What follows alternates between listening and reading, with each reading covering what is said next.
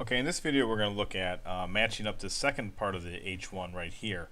Also, notice that I have a perfect pixel match on my word Petra, but the word Petra is not located in the right spot, and that's okay. We're going to fix that later. Right now we just want to work on this bottom text here and make this work out okay. So the first thing I want to do is I want to come down here and I'm going to do a contextual selector with an H1 span. And I'm going to give that a display because the span is an inline by default. I can give it a display block. And by giving it display block, what it's going to do is it's going to move it down. Now I'm going to get rid of pixel perfect so you can see it. You won't see it too well because it's white on white. So let me just real quick give it a different color so you can see where it is.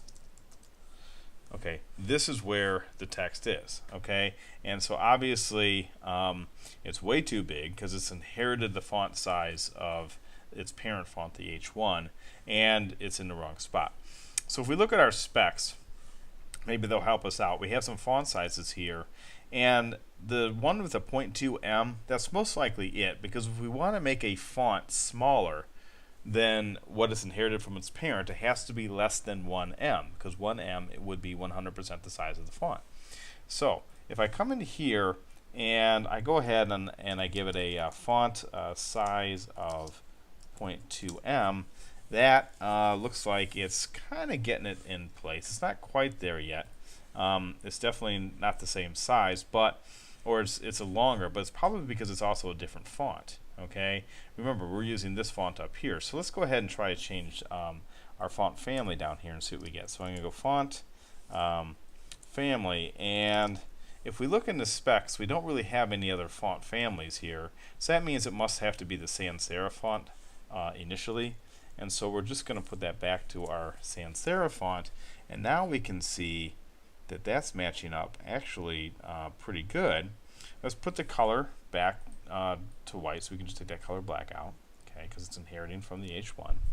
And when we look at this, if we just match up that O, looks like that's all matching up really nice. Okay, so that is all matching up really nice. The problem is obviously you can see that this is a lot further down than this. You see, this is a screenshot over here, and so we can see the P and the 1, okay, as compared to our P and our 1 here. So we got a problem, all right?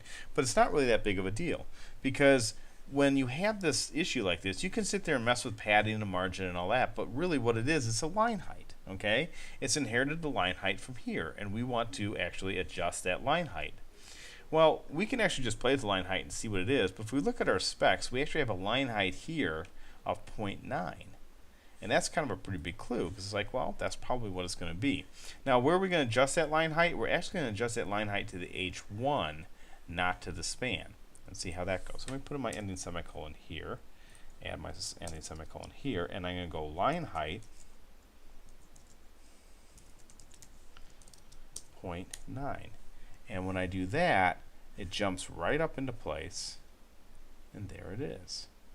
Okay, so now what I'm going to do is I'm going to try to match things up and see how good I am. Okay, and looks like I've got a pretty nice match. So now my Petra and one of the 7 wonders of the world all match. The only problem is I don't have it in the correct position on the header. But that will be an easy thing to do, and we'll do that in the next video. But of course, before I go on, I'm going to put in my ending semicolon here, and I'm going to save my page.